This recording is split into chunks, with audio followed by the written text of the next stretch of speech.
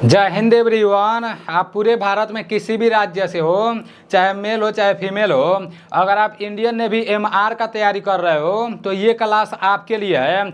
आज के इस क्लास में टोटल 50 प्रश्न लिए गए हैं। ये पूरा का पूरा एक प्रैक्टिस सेट रहने वाला है, ठीक है ना। जैसे इंडियन नेवी एमआर के पेपर में टोटल 50 प्रश्न पूछे जाते हैं, जिसमें से 25 प्रश्न आपके जीके जीएस से रहते हैं, उसके बाद से आपके 13 प्रश्न मैथ से रहते हैं, उसके बाद से आपके 12 प्रश्न साइंस से रहते हैं। तो सेम इसी तरह से इस क्लास में भी 25 प्रश्न जीके जीएस से रहेंगे और 13 प्रश्न मैथ के रहेंगे और 12 प्रश्न आपके साइंस के रहेंगे, ठीक है ना। आप लोगों को ये देखना है कि हाँ, मैथ का किस टाइप का प्रश्न इंडियन नेवी के पेपर में पूछा जा सकता है और आपका जीएस का किस टाइप का प्रश्न इंडियन नेवी एमआर के पेपर में पूछा जा सकता है और जीके जीएस का किस टाइप का प्रश्न आपका इंडियन नेवी एमआर के पेपर में पूछा जा सकता है। आप सभी लोगों को पूरा का पूरा क्लास ध्यान से देखना है, ठीक है ना। और देखो, आप लोगों को प्रैक्टिस सेट हमेशा लगाते रहना है, मतलब जैसे उस तरह से आप लोग पढ़ाई करते रहो चैप्टर वाइज, लेकिन पूरा का पूरा प्रैक्टिस सेट भी लगाया करो। जब प्रैक्टिस सेट पूरा 50 प्रश्न का लगाओगे ना, तो फिर मतलब आपको लगेगा कि हाँ यार, इस टाइप के प्रश्न पूछे जा सकते हैं, ठीक है ना। चलते हैं अपने प्रश्नों के तरफ। आपका सबसे पहला प्रश्न यहाँ पर है कि 2024 के पेरिस ओलंपिक खेल के लिए क्वालिफाई करने वाले पहले भारतीय पुरुष पहलवान कौन है। करंट अफेयर्स का प्रश्न है, आप सभी लोगों को पता होना चाहिए। बजरंग पुनिया, अमन सहरावत, सुशील कुमार, योगेश्वर दंत। तो इसका राइट आंसर आपका अमन सहरावत हो जाएगा, ठीक है ना। 2024 के पेरिस ओलंपिक खेल के लिए क्वालिफाई करने वाले पहले भारतीय पुरुष पहलवान कौन है, तो अमन सहरावत है, ठीक है ना। याद रखना, संडे के दिन दोबारा ये प्रश्न मैं आप लोग के सामने लेकर आऊंगा और सिर्फ यही प्रश्न नहीं, जितना भी क्लास में कराऊंगा उसका मैं रिवीजन कराते रहूंगा। बस आप लोगों को क्लास में बने रहना है, ठीक है ना। बाकी जितने साथी इस चैनल से जुड़े हुए हैं तो उन लोगों को पता ही होगा कि मैं जितना भी पढ़ाता हूं उतना याद करा देता हूं। हाँ, बहुत ज़्यादा आप लोग पढ़ लो, खूब ज़्यादा पढ़ लो, खूब ज़्यादा पढ़ लो, उसमें से यादें ना हो या कन्फ्यूजन में पड़ जाओ कि यार मैं कितना पढ़ूं, डिप्रेशन में पड़ जाओ, तो फिर भाई उसका क्या फ़ायदा होगा। जितना पढ़ो उतना याद कर लो। ये आपका इंडियन नेवी के पेपर में भी काम आएगा, आगे भी कोई पेपर देने जाओगे ना तो उधर भी ये काम आएगा, ठीक है ना। तो इसलिए जितना भी मैं पढ़ाऊँगा उतना याद करा दूंगा। बस आप लोग लगातार क्लास में बने रहना, ठीक है ना। आपका नेक्स्ट है कि तराइन का प्रथम युद्ध कब हुआ, और 1192, 1191, 1764 और 1576 है। तो आपका तराइन का प्रथम युद्ध कब हुआ, मोस्ट इंपॉर्टेंट है, ठीक है ना। तराइन का प्रथम युद्ध 1191 में हुआ। तराइन का प्रथम युद्ध कब हुआ, तराइन का प्रथम युद्ध 1191 में हुआ। इसी जगह अगर पूछ देगा कि तराइन का दूसरा युद्ध कब हुआ, तराइन का दूसरा युद्ध कब हुआ, तो आपका जो तराइन का द्वितीय युद्ध है ना, ये कब हुआ आप सभी लोगों को पता होना चाहिए।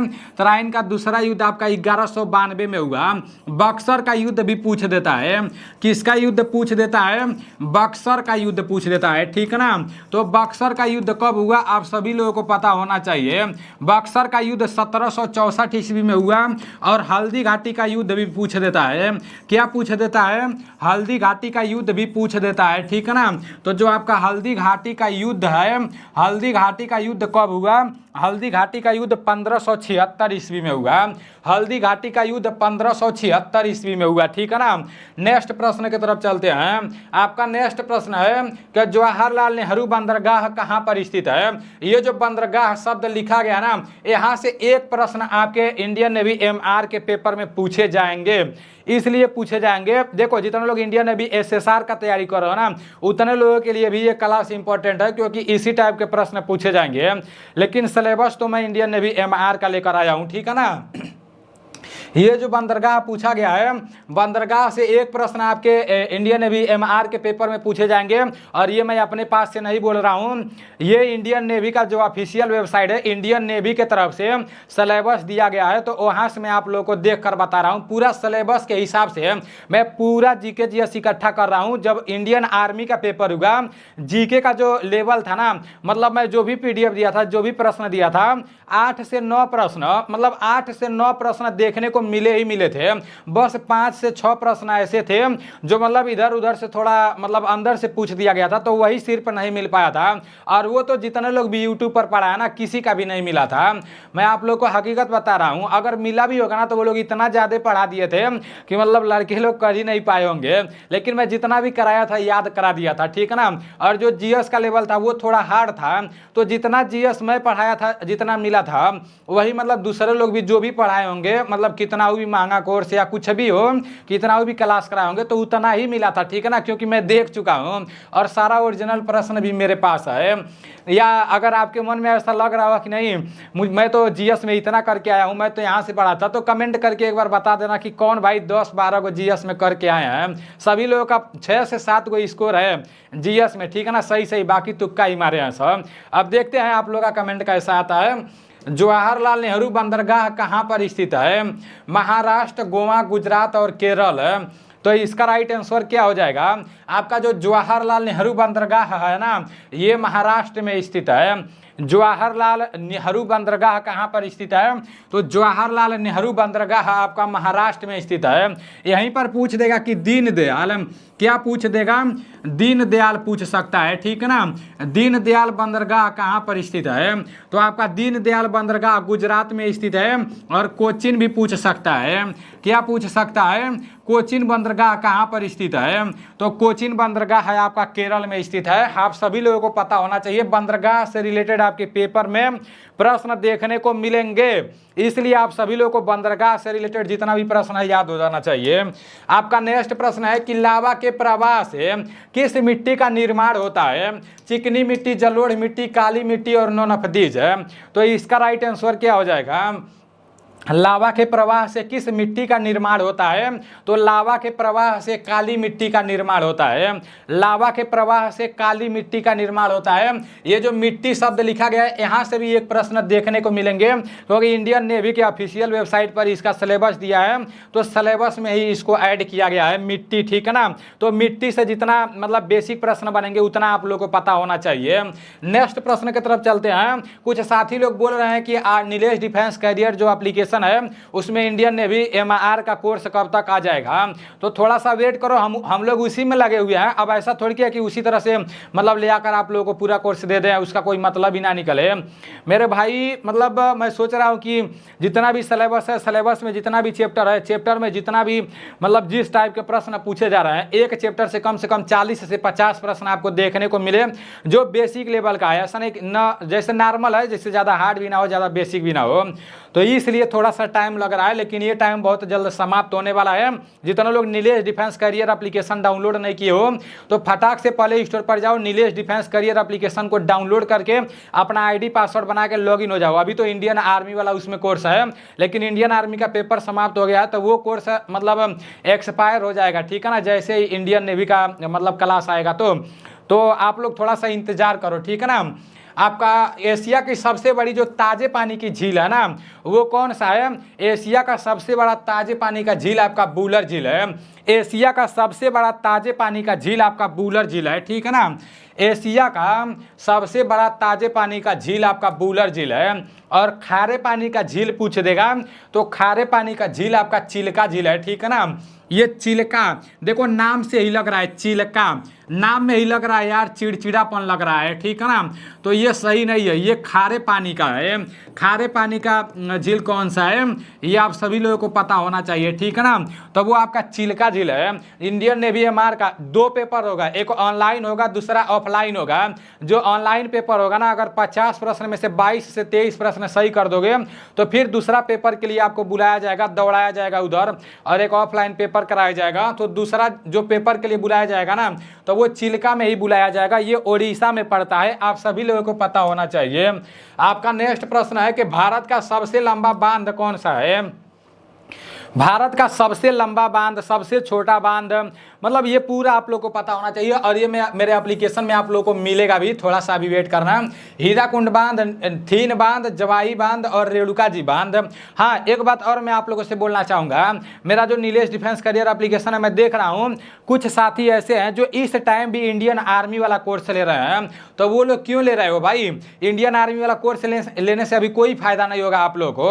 अभी थोड़ा सा वेट करो, ठीक है ना। मैं देख रहा हूँ एक दो लोग मतलब ऐसे इंडियन आर्मी का कोर्स ले रहे हैं, तो अभी ना लो। इंडियन आर्मी का पेपर समाप्त हो गया, उसके लिए मैं दोबारा फिर से सारा प्रश्न मतलब इकट्ठा कर रहा हूँ, और इस बार मैं आप लोगों को जैसे और बेस्ट कुछ देने का कोशिश करूंगा, ठीक है ना। वो एक्सपायर हो जाएगा, फिर आपका पैसा 49 रुपया नुकसान चला जाएगा। इंडियन आर्मी वाला तो मैं 49 रुपया ही रखा था, तो उसको आप लोग ना लो, ठीक है ना। तो सही रहेगा आप लोगों के लिए। भारत का सबसे लंबा बांध कौन सा है? तो भारत का सबसे लंबा बांध आपका हीराकुंड बांध है। पूछ देगा कि हीराकुंड बांध कहाँ पर स्थित है? तो जो आपका हीराकुंड बांध है ना, ये महानदी पर स्थित है। हीराकुंड बांध कहाँ पर स्थित है? तो हीराकुंड बांध महानदी पर स्थित है। हीराकुंड बांध महानदी पर स्थित है, आप सभी लोगों को पता होना चाहिए। नेक्स्ट है, सर्वाधिक ठंडा ग्रह वाला कौन सा है? मतलब ग्रह से भी एक प्रश्न पूछे जाएंगे। शुक्र, वरुण, मंगल और बृहस्पति। यहाँ पर सबसे अधिक ठंडा ग्रह पूछा है। जब सबसे अधिक ठंडा ग्रह पूछ देगा ना, तो आपका वरुण राइट आंसर हो जाएगा। सबसे अधिक ठंडा ग्रह पूछ देगा तो वरुण राइट आंसर हो जाएगा। यहाँ पर मंगल दिया है ना, अगर पूछ देगा कि लाल ग्रह के नाम से किसे जाना जाता है, तो लाल ग्रह के नाम से किसे जाना जाता है? लाल ग्रह के नाम से मंगल को जाना जाता है, ठीक है ना। और सबसे बड़ा ग्रह कौन सा है? सबसे बड़ा ग्रह कौन सा है? तो आपका जो सबसे बड़ा ग्रह है ना, वो आपका है बृहस्पति। इतना आप लोगों को पता होना चाहिए। और यहाँ से और क्या पूछ सकता है? पूछ सकता है कि भोर का तारा। क्या पूछेगा? भोर का तारा पूछेगा, ठीक है ना। पूछेगा कि भोर का तारा, भोर का तारा आपका पूछ देगा। उसके बाद से क्या पूछा जा सकता है? भोर का तारा, शाम का तारा भी पूछा जा सकता है। शाम का तारा भी पूछा जा सकता है। उसके बाद से पृथ्वी का जुड़वा बहन भी पूछा जा सकता है, ठीक है ना। पृथ्वी का जुड़वा बहन भी पूछा जा सकता है, तो शुक्र को कहते हैं। शुक्र से बहुत ज़्यादा प्रश्न देखने को मिलते हैं, तो चारों ऑप्शन के बारे में आप लोग को पता होना चाहिए। अब आपका नेक्स्ट प्रश्न है, यहाँ पर हम लोग 7वां किए हैं। 8वां प्रश्न है कि सरहुल पर्व का संबंध किस राज्य से है? अब यहाँ पर ये जो पर्व दिया है ना, पर्व से रिलेटेड भी प्रश्न पूछे जाएंगे। आपका है कि नागालैंड, झारखंड, गुजरात और महाराष्ट्र है। तो जो आपका सरहुल पर्व है ना, सरहुल जो आपका पर्व है वो किस राज्य से संबंध रखता है? तो इसका राइट आंसर आपका झारखंड हो जाएगा, ठीक है ना। Jharkhand is right answer. Next प्रश्न की तरफ चलते हैं। आपका नेक्स्ट प्रश्न है कि किस युद्ध से भारत में मुगल राज्य की नई नींव पड़ी? यहाँ पर रहेगा, ठीक है ना। यहाँ पर नई नहीं रहेगा, यहाँ पर न्यू रहेगा। यहाँ पर आप लोगों को न्यू लिख लेना है। यहाँ पर क्या रहेगा? यहाँ पर आपका न्यू रहेगा, ठीक है ना। किस युद्ध से भारत में मुगल राज्य की नींव पड़ी? हल्दी घाटी युद्ध, पानीपत का प्रथम युद्ध, तराइन का युद्ध और आपका नॉन ऑफ हदीज है। तो इसका राइट आंसर क्या हो जाएगा? किस युद्ध से भारत में मुगल राज्य की नींव पड़ी? तो इसका राइट आंसर आपका हो जाएगा पानीपत का प्रथम युद्ध, ठीक है ना। पानीपत के प्रथम युद्ध से, पानीपत के प्रथम युद्ध से भारत में मुगल राज्य की नींव पड़ी, ठीक है ना। और ये पानीपत का प्रथम युद्ध कब हुआ था? तो पानीपत का प्रथम युद्ध 1526 ईस्वी में हुआ था, ठीक है ना। पानीपत का प्रथम युद्ध 1526 ईस्वी में हुआ था। हल्दी घाटी का युद्ध 1576 ईस्वी में हुआ था। हल्दी घाटी का युद्ध 1576 ईस्वी में हुआ था। यहाँ पर तराइन का युद्ध दिया है, तो तराइन का 2 युद्ध हुआ था। एक आपका प्रथम युद्ध हुआ था और दूसरा आपका द्वितीय युद्ध हुआ था, ठीक है ना। दूसरा आपका कौन सा युद्ध हुआ था? द्वितीय युद्ध हुआ था। तो जो आपका तराइन का प्रथम युद्ध हुआ था ये आपका 1191 में हुआ था और तराइन का द्वितीय युद्ध आपका 1192 में हुआ था। इतना आप लोग को पता होना चाहिए, ठीक है ना। नेक्स्ट प्रश्न की तरफ चलते हैं। नेक्स्ट प्रश्न है, नौसेना के कमांडर वायुसेना के किस पद पर होंगे? ये तो मैं आप लोग को बता ही चुका हूँ कि नौसेना के जो कमांडर होंगे वो वायुसेना के किस पद पर होंगे। कई बार मैं आप लोग को बताया हूँ। जितने लोग क्लास को सीरियस लेकर पढ़ते हैं ना, उन लोगों को मतलब पूरा पता होगा, ठीक है ना। नौसेना के कमांडर वायुसेना के किस पद पर होंगे?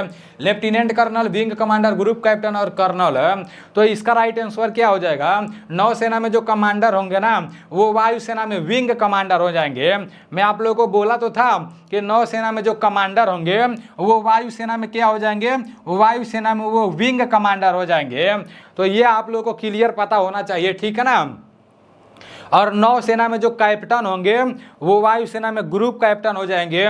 वायुसेना में यहाँ पर देखो एक बात समझने का कोशिश करना, ये जो नौसेना है, जो नौसेना के कमांडर होंगे ना वो वायुसेना का विंग कमांडर हो जाएंगे। वायुसेना में बस विंग लग जाएगा, मैं आप लोगों को पहले भी बताया था। उसके बाद से अगर थल सेना पूछ देगा ना, यही कमांडर जो वायुसेना में कमांडर हैं, जैसे जो नौसेना में कमांडर है, वायुसेना में विंग कमांडर है, यही कमांडर थल सेना में लेफ्टिनेंट कर्नल हो जाएंगे, ठीक है ना। और पूछ देगा कि नौसेना में क्या पूछ देगा? नौसेना में कैप्टन पूछ देगा, ठीक है ना। नौसेना में अगर आपका कैप्टन पूछ देगा कि नौसेना के जो कैप्टन होंगे वो वायुसेना में क्या होंगे, तो कुछ नहीं, बस ग्रुप आगे लगा देना है, वायुसेना में ग्रुप कैप्टन हो जाएंगे। नौसेना में जो कैप्टन रहेंगे वो वायुसेना में ग्रुप कैप्टन हो जाएंगे और थल सेना में कर्नल हो जाएंगे। तो इतना आप लोगों को पता होना चाहिए, ठीक है ना। तो नेक्स्ट प्रश्न है कि तमिलनाडु की राजधानी कहाँ पर है? अब देखो राज्य राजधानी भी, मतलब आपका जो इंडियन नेवी का ऑफिशियल वेबसाइट है उस पर ना राज्य राजधानी का भी चैप्टर दिया गया है। वहाँ से मतलब नेवी की तरफ से बोला गया है कि हाँ राज्य राजधानी से रिलेटेड भी प्रश्न पूछे जाएंगे। तो यहाँ से आप लोगों को पता होना चाहिए कि तमिलनाडु की राजधानी कहाँ पर है। चेन्नई, बेंगलुरु, हैदराबाद और भोपाल है। तो तमिलनाडु का जो राजधानी है ना वो आपका चेन्नई, इसका राइट आंसर हो जाएगा। तमिलनाडु का राजधानी आपका चेन्नई हो जाएगा। यहाँ पर हैदराबाद दिया है, हैदराबाद दिया है, तो हैदराबाद आपका तेलंगाना हो जाएगा, ठीक है ना। हैदराबाद से रिलेटेड आपका तेलंगाना हो जाएगा। अब यहाँ पर क्या दिया है? भोपाल दिया है। तो मध्य प्रदेश का राजधानी आपका कहाँ पर है? मध्य प्रदेश का राजधानी कहाँ पर है? तो मध्य प्रदेश का राजधानी आप सभी लोगों को पता होना चाहिए। मध्य प्रदेश का राजधानी आपका भोपाल है, ठीक है ना। मध्य प्रदेश का राजधानी भोपाल है। और कर्नाटक का राजधानी कहाँ पर है? कर्नाटक आप सभी लोगों को पता होना चाहिए, ठीक है ना। कर्नाटक आप सभी लोगों को पता होना चाहिए। तो कर्नाटक का राजधानी आपका बेंगलुरु है। इतना आप लोगों को क्लियर पता होना चाहिए, ठीक है ना। नेक्स्ट प्रश्न की तरफ चलते हैं। आपका नेक्स्ट प्रश्न है कि हाल ही में शेख हसीना किस देश की 5वीं बार प्रधानमंत्री बनी है? हाल ही में शेख हसीना किस देश की 5वीं बार प्रधानमंत्री बनी है? पाकिस्तान, बांग्लादेश, जापान और ऑस्ट्रेलिया। तो इसका राइट आंसर क्या हो जाएगा? इसका राइट आंसर आपका बांग्लादेश हो जाएगा, ठीक है ना। शेख हसीना 5वीं बार बांग्लादेश का प्रधानमंत्री बनी है। आपका नेक्स्ट प्रश्न है आईसीसी पुरुष क्रिकेट वर्ल्ड कप 2023 का आयोजन कहाँ हुआ? मोस्ट इंपॉर्टेंट है, कई बार मैं आप लोगों को बता चुका हूँ कि आईसीसी पुरुष वर्ल्ड कप 2023 का आयोजन कहाँ हुआ। अगर आप लोग का इजाज़त हो तो मैं एक लाइट बुता दे रहा हूँ, ठीक है ना। अगर आप लोग का इजाज़त हो तो मैं एक लाइट बुता दे रहा हूँ। अब आप लोगों को कैसा लग रहा है बताना जरूर, ठीक है ना। वैसे आप लोग अगले वीडियो में बताए थे कि बढ़िया लग रहा है, तो ठीक है ना। आप लोगों को बस क्लियर दिखना चाहिए। आईसीसी पुरुष क्रिकेट वर्ल्ड कप 2023 का आयोजन कहाँ हुआ? इसका राइट आंसर क्या हो जाएगा? जापान, रूस, भारत और नॉन ऑफ दीज है। तो इसका राइट आंसर आपका भारत हो जाएगा। आईसीसी पुरुष क्रिकेट वर्ल्ड कप 2023 का आयोजन भारत में हुआ, ठीक है ना। और आईसीसी पुरुष वर्ल्ड कप ये जो हुआ भारत में हुआ ना, अगर पूछ देगा कि विजेता टीम कौन है तो ऑस्ट्रेलिया हो जाएगा। उप विजेता टीम पूछेगा तो अपना प्यारा भारत हो जाएगा, ठीक है ना। आपका नेक्स्ट प्रश्न है कि राष्ट्रीय विज्ञान दिवस कब मनाया जाता है? 8 मार्च, 28 फरवरी, 26 जनवरी और 15 जनवरी। तो इसका राइट आंसर क्या हो जाएगा? राष्ट्रीय विज्ञान दिवस बोला गया ना, तो राष्ट्रीय विज्ञान दिवस 28 फरवरी को मनाया जाता है। राष्ट्रीय विज्ञान दिवस 28 फरवरी को मनाया जाता है। 8 मार्च जब पूछेगा ना तो अंतर्राष्ट्रीय महिला दिवस हो जाएगा। क्या हो जाएगा? अंतर्राष्ट्रीय महिला दिवस हो जाएगा, ठीक है ना। अंतर्राष्ट्रीय महिला दिवस कब मनाया जाता है? कॉपी में लिख लो, अंतर्राष्ट्रीय महिला दिवस कब मनाया जाता है। तो अंतर्राष्ट्रीय महिला दिवस कब मनाया जाता है आप सभी लोगों को पता होना चाहिए। 8 मार्च को अंतर्राष्ट्रीय महिला दिवस मनाया जाता है, ठीक है ना। और 26 जनवरी को तो गणतंत्र दिवस मनाया जाता है, आप सभी लोगों को पता ही होना चाहिए। 26 जनवरी को गणतंत्र दिवस मनाया जाता है। उसके बाद से 26 जनवरी को क्या मनाया जाता है? गणतंत्र दिवस मनाया जाता है। 15 जनवरी को आपका थल सेना दिवस मनाया जाता है। थल सेना दिवस कब मनाया जाता है?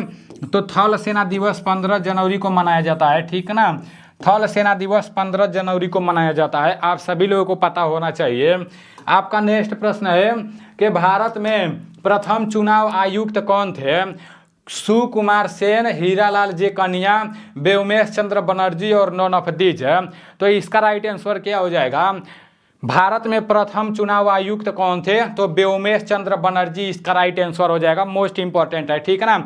भारत में प्रथम चुनाव आयुक्त व्योमेश चंद्र बनर्जी थे।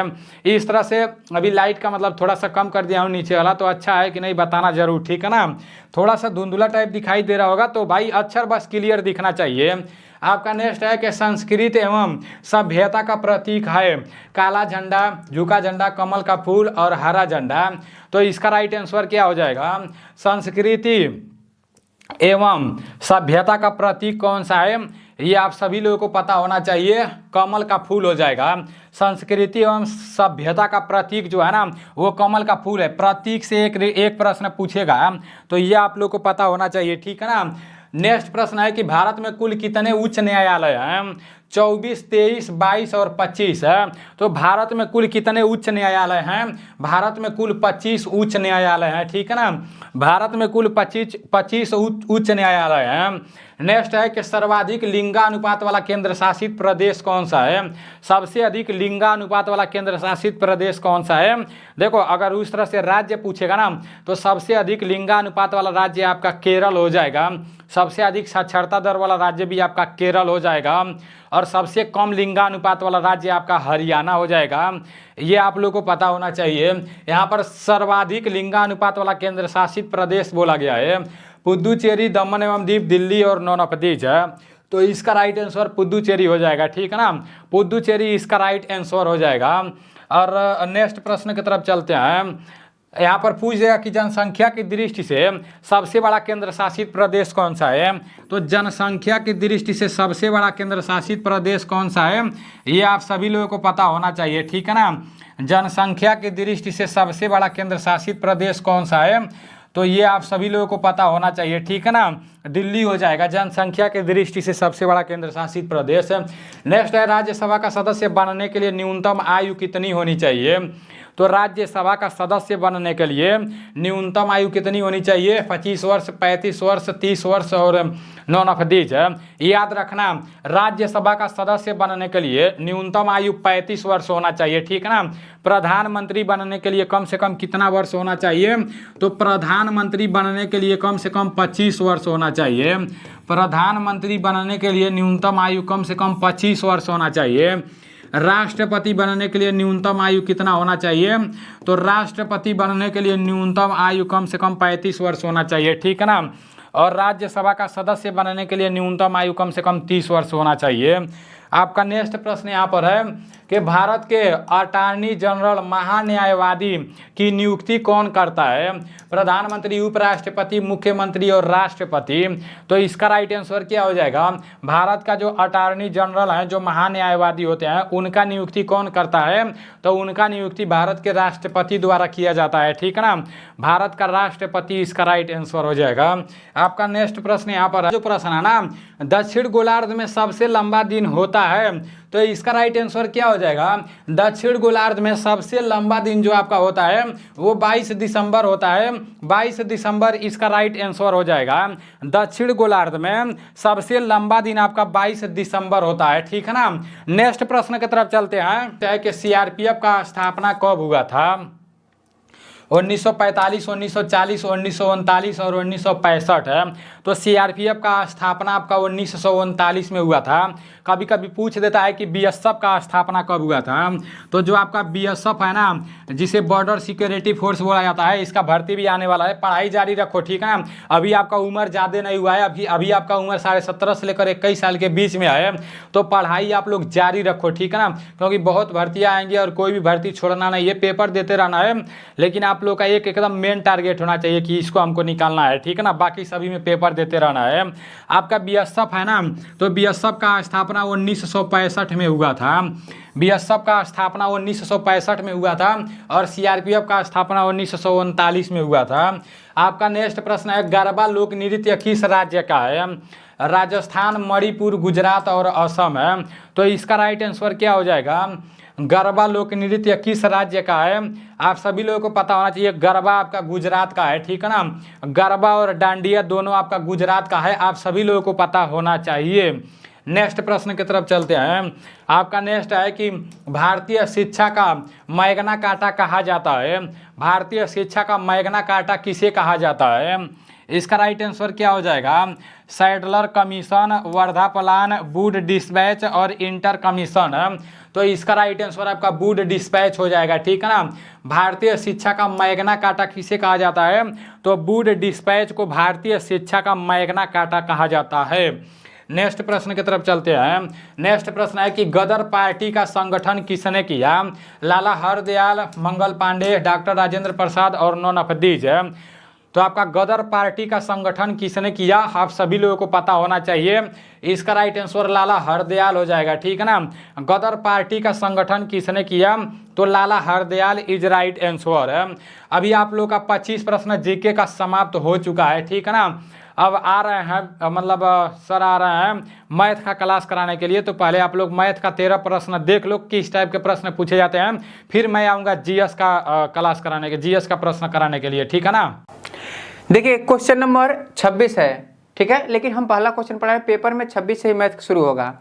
क्वेश्चन क्या कर रहे हैं? 28, 24, 37, 42, 56 और 59, 67, 28, 15, 32 का माध्य ज्ञात कीजिए। यह माध्य है, क्या है? माध्य ज्ञात कीजिए। माध्य हमसे पूछ रहा है, तो माध्य बराबर होता है माध्य इज इक्वल टू पदों का योग, पदों का योग बटे पदों की संख्या, पदों की संख्या।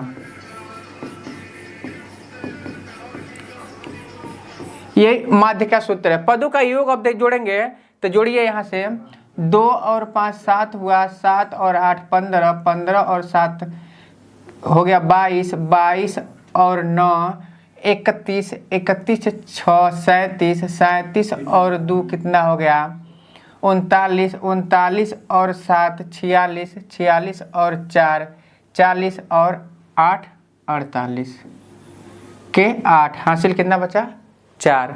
अब इसको जोड़ेंगे तो 4 3 7, 7 और 1 8, 8 2 10, 16, 16 और 5 21, 21 और 5 26, 26 4 30, 30 और 5 35, 35 और 2 37 38 क्या हो गया 38 बट्टे 10। अब 10 का भाग इसमें देना है तो क्या करेंगे, एक अंक के बाद दशमलव लगा देंगे तो क्या हो जाएगा 38.8 हो जाएगा। और हमारा 38.8 ऑप्शन नंबर कौन सा है 2 है। क्लियर है? आगे देखिए कह रहा है यदि साइन a बराबर 3/5 हो तो कोसेक a का मान ज्ञात कीजिए। देखिए इस त्रिकोणमिति फार्मूले में होता है एक होता है साइन, एक होता है कॉस और एक होता है टेन। यही 3 होते हैं, 3 इसके अपोजिट होते हैं। यदि साइन थीटा पूछ रहा है तो ये इसके उल्टा होता है कोसेक का, तो 1/कोसेक कोसेक थीटा हो जाएगा। कास होता है उल्टा सेक का, 1/सेक थीटा हो जाएगा। और टेन हो जाएगा 1/काट थीटा का। यह एक दूसरे के क्या है अपोजिट वाले हैं, तो अपोजिट वाले हैं। तो अब यहाँ पे देखिए क्या पूछ रहा है, हमसे पूछ दिया सीधा सीधा sine a is equal to 3/5। Sine a is equal to क्या दे दिया 3/5। तो हम जानते हैं साइन को उल्टा कोसेक होता है, तो कोसेक a बराबर क्या हो जाएगा, cosec a is equal to हो जाएगा 5/3। 5 ऊपर और 3 क्या हो गया नीचे, और ऑप्शन नंबर क्या हो गया 4। क्लियर है? आगे देखिए कह रहा है 2 पैंट और 4 शर्ट का लागत 16,000 है। तो लिखेंगे 2 पैंट प्लस 4 शर्ट, 4 शर्ट का लागत कितना है 16,000 रुपया हमारा दे दिया है। कह रहे जबकि 1 पैंट और 6 शर्ट की लागत समान है, तो हम लिख सकते हैं यहीं पे लिख दे रहे हैं 1 पैंट इज इक्वल टू कितना शर्ट 6 शर्ट, 6 सल्ट के बराबर। कह रहे हैं ना, यह एक दूसरे की लागत क्या है, समान है। एक पैंट जितना हम खरीदेंगे उतना 6 शर्ट खरीद सकते हैं, लेकिन हमें क्या दिया है, 2 पैंट। तो इसे 2 पैंट करेंगे तो 2 का गुणा करेंगे, 2 पैंट बराबर इधर भी 2 का गुणा कर देंगे तो 6 दूना 12 शर्ट हो जाएगा। कहने का अर्थ यह है कि 2 पैंट के बराबर कितना शर्ट, 12 शर्ट। तो 2 पैंट के जगह पे हम रख दिए। अब इसको लेकर हम क्या करेंगे, यहाँ पे रखेंगे तो लिखेंगे 12 शर्ट प्लस 4 शर्ट बराबर 16,000 रुपया लग रहा है। कितना लग रहा है, 16,000 रुपये। अब इसको यदि हम जोड़े 12 और 4 कितना हो जाएगा बाबू, 12 4 कितना होता है, 16। तो लिखेंगे 16 शर्ट इज इक्वल टू 16,000। तो जाहिर सी बात है 16 शर्ट का 16,000 लग रहा है, तो एक शर्ट का कितना रुपया लगेगा बाबू, 1,000 लगेगा। बताइएगा 1,000 लगेगा, एक शर्ट का 1,000 रुपये हो गया, एक शर्ट का 1,000 रुपये हो गया। तो इसी तरह से हमसे कितने शर्ट का पूछ रहा है, 12 शर्ट का पूछ रहा है। तो 12 शर्ट का कितना हो जाएगा, 12,000 हो जाएगा। और ऑप्शन नंबर यह 12,000 रहेगा, 1200 नहीं रहेगा। 12 शर्ट का कितना हो जाएगा, 12,000 हो जाएगा। क्लियर है, आगे देखिए। करें के का वह मान ज्ञात की जिसके लिए kx + 3y - k + 3 is equal to 2x + ky is equal to k के अनंत हल है। ये देखिए अनंत अनेक हल के लिए फार्मूला होता है, वो फार्मूला आप लोग समझा दे रहा हूँ। जैसे अनंत अनेक हल है, अनंत अनेक हल,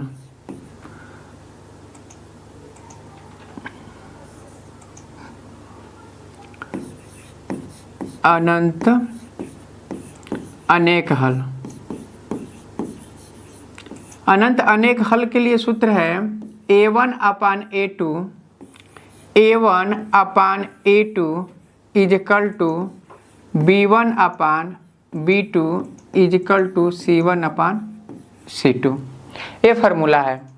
अब इसमें रखेंगे तो a1 का मान यहाँ देखिए, a1 का मान क्या है, k है, a2 का मान 12 है। तो लिखेंगे k/12 इज इक्वल टू, फिर रखेंगे a2 का मान, b1 का मान 3 है और b2 का मान यहाँ पे कितना है, k है, तो k रख दिए, इज इक्वल टू c1 का मान देखिए क्या है, -k + 3, तो -k + 3 है। और c2 का मान यहाँ पे क्या है, -k। हम इसको इधर ला देंगे तो क्या हो जाएगा, -k हो जाएगा। यह है इक्वेशन देखिए, 12x + ky is equal to, इसको k को इधर लाएंगे, एक पक्ष से जब दूसरे पक्ष में लगता है क्या होता है, चिन्ह बदल जाता है, तो -k हो जाएगा। तो वही यहाँ पे -k रख दिए। क्लियर है। अब इस ऑप्शन में से ऐसा मान रखें कि तीनों बराबर तो दिख नहीं रहा है। अब k का मान उठा के रखेंगे ऐसा कि तीनों बराबर दिखे। तो यहाँ k का मान देखिए 0 रखें तो बराबर तो होगा नहीं, -6 रखे, -6 + 6 है, 1 रखने पे भी नहीं होगा, तो +6 पहले प्लस वाली संख्या हम रख के देख रहे हैं। तो यहाँ पे k की जगह पे 6 रखे तो 6/12 बराबर 3/12 6 और क्या है बराबर -6 + 3 बट्टे -6 हो गया। तो अब यहाँ से करें तो 6 × 9 6, 6 दूना 12, 1/2, 3 × 9 3, 3 दूना 6, 1/2। अब इसको देखेंगे तो 6 में से 3 घटा तो -3 बचा, अब बट्टे 6, 3 × 9 3, 3 दूना 6, ये भी माइनस, तो माइनस गुड़े माइनस क्या हो गया प्लस, ये भी 1/2 क्या हो गया 2। तो तीनों क्या हो रहा है, तीनों बराबर हो रहा है। तो ऑप्शन नंबर हम कह सकते हैं कि 3 होगा। k का मान 6 रखने पर हमारा तीनों समीकरण इस सूत्र का फॉलो कर रहा है, a1/a2 is equal to b1/b2 is equal to c1/c2। तीनों आपस में क्या है, इक्वेशन बराबर है। क्लियर है। आगे देखिए, करे किसी त्रिभुज के कोणों का अनुपात दिया है, 4 संबंध 3 संबंध 2 का अनुपात, सबसे बड़ा कोण ज्ञात कीजिए। तो सबसे पहले एक देखिए, एक त्रिभुज हम बना लिए, समझिएगा, ये त्रिभुज हो गया। अब इसका अनुपात दिया है, मान लीजिए यह a है, यह बाबू b है और यह क्या है c है। a का मान कितना दिया है, मान लिए 4 दिया है अनुपात, 4x मान लिए, b का क्या मान लिए 3x मान लिए और c का क्या मान लिए 2x मान लिए। अब हम जानते हैं किसी भी त्रिभुज के अंतः कोणों का योग कितना होता है, 180 डिग्री होता है। किसी भी त्रिभुज के अंतःकोणों का योग कितना होता है 180। तीनों कोणों का अंतःयोग करेंगे तो देखिए 4x धन 3x धन 2x बराबर कितना हो गया 180। अब इनको जोड़े तो 4 3 7 2 9 9x बराबर कितना हो जाएगा 180 और 9 से इसको 18 को काट दिए तो 9 दूना 18 x का मान कितना हो गया 20 हो गया। अब इसमें पूछ रहा है सबसे बड़ा कोण, यहाँ देखिए बड़े कोण का मान पूछ रहा है तो 3 4 और 2 में कौन बड़ा है 4 बड़ा है तो x का मान कितना है 20 तो लिख देंगे 4 गुणे 20 20 चौको 80 और ऑप्शन में 80 दो दिख रहा है ऑप्शन नंबर 2। क्लियर है स्क्रीनशॉट आप लोग लेते रहिए। आगे देखिए कर समीकरण x square minus 8x plus 15 के मूल हैं। अब मूल है देखिए यहाँ पे x square minus 8x plus 15 is equal to 0 यही है ना। जोड़ने पे कितना लाना है जोड़ने पे 8 लाना है गुणा करने पे 15 तो जाहिर सी बात है जोड़ने पे 8 और गुणा करने पे 5 और 3 का होगा क्या होगा 5 और 3 का। यदि यहाँ पे माइनस है तो दोनों संख्याएं प्लस की हो जाएंगी माइनस है तो दोनों संख्या क्या हो जाएंगी प्लस की हो जाएंगी। अब इसके नीचे क्या है कुछ यहाँ गुणांक 1 है तो सबके नीचे 1 लिखे या 9 लिखे तो सीधे सीधे क्या हो जाएगा प्लस 5 और 3। देखेंगे ऑप्शन में 5 और 3 कहाँ दिया है यदि ऑप्शन नंबर 2। ठीक ये ट्रिक है अगर चाहे विस्तार से लगाना जिनको नहीं आ रहा वो सीख लें। यहाँ पे क्या है x स्क्वायर माइनस 8x और क्या है प्लस 15 इजकल टू 0 है। इसका रूल यह कहता है यदि यहाँ पे प्लस है तो जोड़कर बीच वाला पद लाना है जोड़कर बीच वाला पद लाना रहता है बीच वाला पद। तो इसका प्रोसेस यह है कि आदि और अंत का गुणा करेंगे। आदि शुरू में 1 है और यहाँ 15 है 15 1 का गुणा 15 किया तो 15 हुआ 15 का खंड करेंगे तो 3 गुणे 5 होगा। तो हम यह देख रहे हैं 3 और 5 को जोड़ रहे हैं तो 8 आ जा रहा है और दोनों यहाँ माइनस है दोनों संख्या माइनस होंगे तो इसी को ऐसे सरियाएंगे x square minus 3x minus 8x plus 15 is equal to क्या हो जाएगा 0। इन दोनों में से x कॉमन ले लिए तो x माइनस 3 हो गया। इसमें से माइनस यहाँ पे क्या ले लें यहाँ 5 होगा सॉरी 5 और 3 है ना तो यह 5 होगा। यहाँ से माइनस 5 कॉमन ले लिए तो x माइनस 5 यानी 15 3 हो गया बराबर क्या हो जाएगा 0। अब x माइनस 3 ले लिए तो क्या बचा x माइनस 5 बचा और बराबर 0। अब जैसे हम लोग इक्वेशन पढ़े हैं कि एक बार इसको 0 के बराबर करेंगे एक बार इसको तो वैसे ही कर लेंगे। यदि x माइनस 3 इजकल टू 0 तो x बराबर क्या हो जाएगा 3। यहाँ पर करें x माइनस 5 इजकल टू 0 तो x बराबर 5।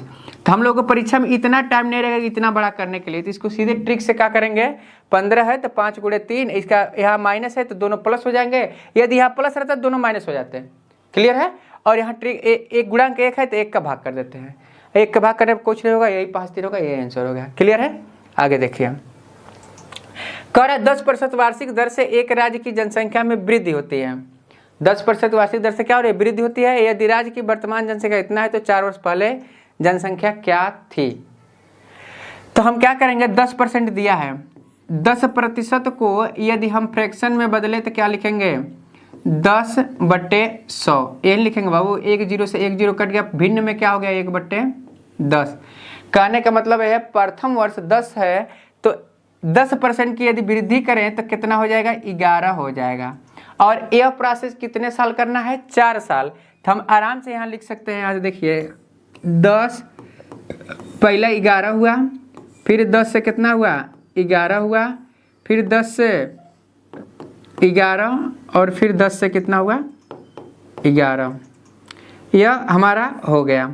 ठीक है। अब यहाँ ध्यान दीजिए यहाँ फैन न होने के कारण बहुत गर्मी हो रही है थोड़ा दिक्कत हो रही है। देखिए आप लोग ध्यान से ये 4 साल का है तो 10 गुणे 11 लिख लिया। अब यहाँ एक आप लोग को ट्रिक यहाँ मिल गई क्या 11 का 11 में गुणा करना सिखाएंगे। ठीक है।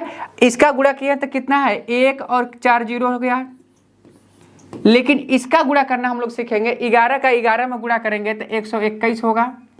अब फिर 11 का गुणा करना है तो देखिए जब भी 11 का गुणा करना हो तो पहले देखिए पहली संख्या लिख देंगे, है 1 है तो 1 लिख दिया। अब 1 में 2 को जोड़ दिए, कितना हो गया 3, फिर 2 में 1 को जोड़ दिए तो 3, और 1 है तो 1। पहली और लास्ट वाली संख्या है वैसे लिख देते हैं और बीच में जोड़ते हुए चले जाते हैं।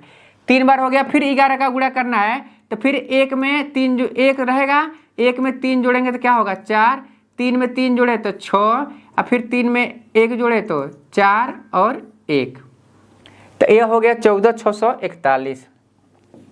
14,641। यह देखिए यह वास्तविक संख्या ने हम माने हैं कि यदि संख्या 10 है तो 11 होगी, 10% की जो दिया 10 है, लेकिन हमारा इतना न होगा, कितना है इतना है, तो हम यहाँ लिख रहे हैं कि 14641 रेशियो इज इक्वल टू 439,230। यह कितने टाइम है इसके, तो 3 टाइम है, और 0 है तो 0। एक रेशियो बराबर कितना मिला 30 मिला। हमसे जनसंख्या पूछ रहा है तो इसमें 30 का गुणा कर देंगे, गुणे 30 तो को 0 हो जाएगा, 3 और 5 0 हो जाएगा। 3 5 0, देखो 1 2 3 4, 4 ही 0 है क्या, 1 0 बढ़ा लो, इसी में टाइपिंग में मिस हो गया पहलवान भाई से, नहीं है तो नीचे 5 0, ठीक है। दूसरा ऑप्शन नंबर हो जाएगा दूसरा, ठीक है।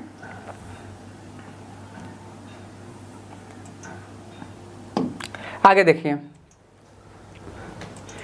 कह रहा है एक वस्तु को 352 रुपए में बेचने पर 12% की हानि होती है।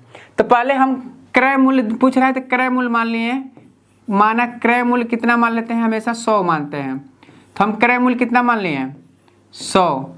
अब 100 पे 12% हानि होगी, तो जब 12% लॉस होगा तो यह -12%, 100 में से 12 घटा कितना हो गया 88। 88 यह रेशियो है, अनुपात है। 88 रेशियो बराबर कितना दिया हमारा 352, तो इसको कर देंगे 352 के बराबर। तो हम देख रहे हैं कितने टाइम कितने गुना है, तो 4 गुना है, 4 × 32, 4 गुना हो रहा है कि नहीं 4, तो इसमें हम 4 का गुणा कर दिए तो कितना हो गया हमारा क्रय मूल्य 400 रुपये हो गया। सिंपल, समझ में आया। और ऑप्शन नंबर कौन सा है 3 है। आगे देखिए, कर एक संख्या 35 से जितनी बड़ी है उतनी ही 95 से छोटी है। कोई संख्या मान ली, माना संख्या x है, मान ली संख्या क्या है, संख्या क्या है x। अब संख्या x हो गई तो हम क्या करेंगे 53 कितना ज़्यादा है, संख्या से उतना ज़्यादा है, और 95 उतना ही क्या है कम है, कम कर दिए। तो x यहाँ है, यह -x इधर है तो +x हो गया। अब बाबू यह 95 है और प्लस है इधर है तो -53 हो गया, -53 हो गया।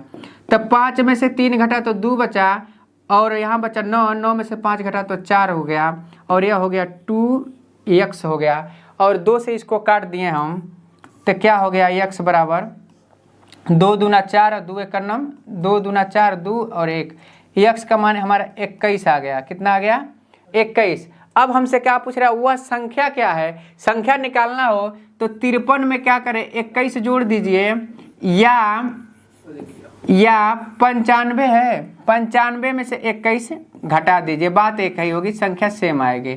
जैसे देखिए 3 और 1 4 हो गया, और 5 2 क्या हो गया 7 हो गया। यहाँ भी देखिए 5 में से 1 घटा 4, 9 में से 2 घटा 7, 74 आ रहा है। 74 ऑप्शन नंबर कौन सा हो गया 4 हो गया। क्लियर है। ये देखिए आप लोग है मानिएगा x उस नहीं, सीधे संख्या घटा के तुरंत काट के कर दीजिएगा, 2 लाइन में हो जाएगा। अब देखिए कह रहा है एक 600 मीटर लंबी रेलगाड़ी 600 मीटर लंबे पुल को पार करने में 60 सेकंड लेती है, रेलगाड़ी की चाल ज्ञात कीजिए। यही ना, रेलगाड़ी की चाल पूछ रहा है। चाल बराबर हो जाएगा, चाल बराबर दूरी बटे समय होता है, दूरी बटे समय, दूरी बटे समय। तो बाबू दूरी कितनी है, दूरी देखिए जब बताए थे कंसेप्ट ये सिखाए थे, जब ट्रेन किसी आदमी को पार करेगा तो अपने लंबाई की दूरी बराबर तय करेगा, लेकिन पुल को या प्लेटफार्म को पार करेगा तो दोनों की लंबाई आपस में क्या होगी जुट जाएगी। तो चाल हमें निकालना है तो पहले 600 मीटर लंबी रेलगाड़ी की लंबाई हो गई, अब प्लस पुल की 600 मीटर लंबाई हो गई, और समय दिया है 60 सेकेंड तो 60 हो गया, यह हो गया मीटर प्रति सेकेंड। हो गया बाबू। 6 6 कितना हो गया 12, 1200 बट्टे क्या हो गया 60 या मीटर प्रति सेकेंड हो गया। 1 0 से 1 0 कट गया, 6 दूना क्या हो गया 12, यह हो गया 6 दूना 12 20। मीटर पर सेकेंड को किलोमीटर में बदलने के लिए, क्योंकि हमारा ऑप्शन यह सभी किलोमीटर प्रति हावर्स में पूछ रहा है, यहाँ दिया है किलोमीटर प्रति हावर्स में क्या होगा, तो हम क्या करेंगे 18/5 से गुणा कर देंगे, तब 5 चौक को 20 हो गया और 18 चौक 72 होता है। और ऑप्शन नंबर 2 हमारा सही है कि 18 चौक 72 किलोमीटर प्रति घंटा हमारा क्या हो जाएगा 72 किलोमीटर प्रति घंटा। ठीक है, आगे देखिए कह रहा है 25 माइनस 5, यह माइनस नहीं रहेगा, यह डिवाइडेड रहेगा। 25 डिवाइडेड हो जाएगा 5 माइनस 2 गुणे 4 प्लस 10। तो 25 में हम पहले 5 का भाग करेंगे तो क्या हो जाएगा 5 5 25 माइनस 4 दूना 8 प्लस 10, 10 और 5 जोड़ेंगे तो कितना हो जाएगा 15, 15 माइनस 8 हो जाएगा, 15 में से 8 घटा तो 7, और ऑप्शन नंबर सी हमारा 7 हो गया। क्लियर है, इसे सुधार लीजिएगा, ये डिवाइडेड रहेगा, माइनस है, टाइपिंग में मिस्टेक हो गया है। आगे देखिए कह रहा है 11 11 11 का औसत ज्ञात कीजिए। औसत बराबर क्या पढ़े हैं, औसत इज इक्वल टू औसत बराबर पढ़े हैं योग बट्टे संख्या, यही ना। सबको जोड़ेंगे तो 1 2 3 4 4 4, कितना संख्या है 4, इसको काट दिया तो कितना हो गया 11 चौक 44, 11 और ऑप्शन नंबर 3 हो गया। क्लियर है, आगे देखिए कह रहा 60 लीटर दूध और पानी के मिश्रण, दूध और पानी 70 लीटर है, आई मिल्क है आई वाटर है, दोनों मिला के कितना है 70 लीटर। अब इसमें 30% पानी है, तो पानी कितना है 30%, तो 70 का हम क्या करेंगे 30% निकाल देंगे, 30/100, 1 2 0 कट गया, 7 3 21। पानी कितना हो गया, वाटर कितना हो गया 21 लीटर हो गया। तो दूध कितना बचा, तो 70 में से हम क्या करेंगे 21 को घटा देंगे, घटेगा तो कितना बचेगा 10 में से 1 घटा 9, यहाँ बचा 6, 6 में से 2 घटा 4, 49 लीटर दूध बचा, 49 लीटर दूध हो गया। ठीक, इस तरह से आप लोगों का 13 क्वेश्चन कंप्लीट हो गया। देखिए आप लोगों को नौकरी लेना है, पढ़ाई करना है, जितने गर्मी में हम लोग परेशान होकर वीडियो आप लोगों के पढ़ने के लिए बना रहे हैं, उतना ही आप लोग मेहनत कर देंगे तो बहुत अच्छा सिलेक्शन हो जाएगा। ठीक है, जय हिंद भाइयों। अब शेष क्वेश्चन आप लोग नीलेश सर पढ़ाएंगे, जो फिजिक्स का है, फिजिक्स केमिस्ट्री बायो साइंस वाला क्वेश्चन पूरा पोर्शन वो पढ़ाएंगे। ठीक है, अभी आप लोगों के 25 प्रश्न जीके के समाप्त हो चुके हैं, 13 प्रश्न मैथ के समाप्त हो चुके हैं। अब चलते हैं साइंस के तरफ, ठीक है ना। तो ध्यान से देखना, आपका साइंस का सबसे पहला प्रश्न है कि पारसेक का मात्रक है खगोलीय दूरियों का, नाभिकीय दूरियों का, समय का और सुपरसोनिक की गति का। तो इसका राइट आंसर क्या हो जाएगा, आपका पारसेक का मात्रक खगोलीय दूरियों का है, ठीक है ना। खगोलीय दूरियों का मात्रक आपका पारसेक है। नेक्स्ट प्रश्न की तरफ चलते हैं। आपका नेक्स्ट प्रश्न है कि सबसे अधिक नाइट्रोजन किस उर्वरक से प्राप्त होती है, अमोनियम सल्फेट से, कैल्शियम सुपर फास्फेट से, यूरिया से और पोटास उर्वरक से। तो इसका राइट आंसर क्या हो जाएगा, सबसे अधिक नाइट्रोजन किस उर्वरक से प्राप्त होता है, आप सभी लोगों को पता होना चाहिए। इसका राइट आंसर आपका यूरिया हो जाएगा, ठीक है ना। इसका राइट आंसर आपका क्या हो जाएगा, इसका राइट आंसर आपका यूरिया हो जाएगा। सबसे अधिक नाइट्रोजन किस उर्वरक से प्राप्त होता है, तो यूरिया इज राइट आंसर, ठीक है ना। नेक्स्ट प्रश्न की तरफ चलते हैं। नेक्स्ट प्रश्न है चुंबकीय क्षेत्र का मात्रक है, मात्रक से रिलेटेड प्रश्न देखने को मिलेंगे, ठीक है ना। चुंबकीय क्षेत्र का मात्रक है न्यूटन, न्यूटन प्रति एम्पियर मीटर, वेबर मीटर और वेबर है। तो इसका राइट आंसर क्या हो जाएगा, इसका राइट आंसर आपका हो जाएगा न्यूटन प्रति एम्पियर, ठीक है ना। चुंबकीय क्षेत्र का मात्रक है न्यूटन, यहाँ पर एम्पियर दिया है, ठीक है ना। नेक्स्ट प्रश्न की तरफ चलते हैं। नेक्स्ट प्रश्न की तरफ चलते हैं। आपका नेक्स्ट प्रश्न यहाँ पर क्या दिया है, नेक्स्ट प्रश्न दिया है कि निम्नलिखित राशियों में से कौन सी सदिश नहीं है, गतिज ऊर्जा, त्वरण, रैखिक संवेग और विद्युत ऊर्जा। तो इसका राइट आंसर क्या हो जाएगा? आप सभी लोग इसका राइट आंसर बताओ, ठीक है ना। देखो यार, मैं आप लोग को एक इम्पोर्टेंट बात बताना चाहता हूँ।